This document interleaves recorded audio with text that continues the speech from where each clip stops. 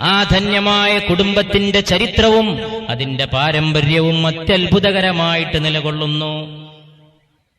ആ കുടുംബത്തിന്റെ പാരമ്പര്യം എത്രമേൽ ധന്യമെന്ന് ചോദിച്ചാൽ, ഖദീജ റളിയല്ലാഹു അൻഹാ ഒരു ഭാഗത്ത്, ഖദീജ നിനക്ക് ജിബ്രീൽ സലാം അറിയിക്കുന്നുവെന്ന് പരിശുദ്ധ റസൂൽ സല്ലല്ലാഹു അലൈഹി വസല്ലം. ആയിഷ റളിയല്ലാഹു അൻഹായുടെ സ്ഥാനം ഉന്നതമായ മഹത്വത്തിന്റെ സ്ഥാനം പോലെ, ഖദീജ ജിബ്രീൽ നിനക്ക് സലാം അറിയിക്കുന്നു ഖദീജ, സ്വർഗത്തിൽ നിനക്കൊരു പ്രത്യേക വാസസ്ഥാനമുണ്ടെന്നും ജിബ്രീൽ നിന്നെ അറിയിക്കാൻ എന്നെ ചുമതലപ്പെടുത്തുന്നു ഖദീജ എന്ന് പരിശുദ്ധ മുഹമ്മദ് മുസ്തഫ.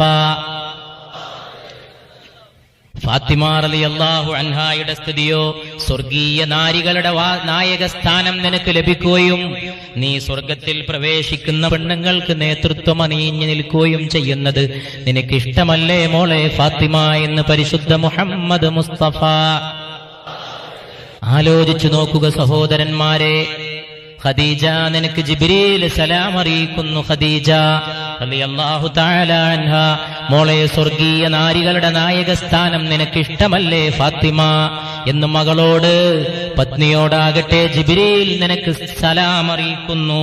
ഈ ഫാത്തിമയുടെ മക്കളായ ഹസൻ ഹുസൈനോ സയ്യിദൈ ശുബാബി അഹ്ലിൽ ജന്ന, സ്വർഗത്തിലെ യുവസമൂഹത്തിന്റെ നേതാക്കളാണവർ എന്ന് പരിശുദ്ധ റസൂലുള്ളാഹി സ്വല്ലല്ലാഹു അലൈഹി വസല്ലം.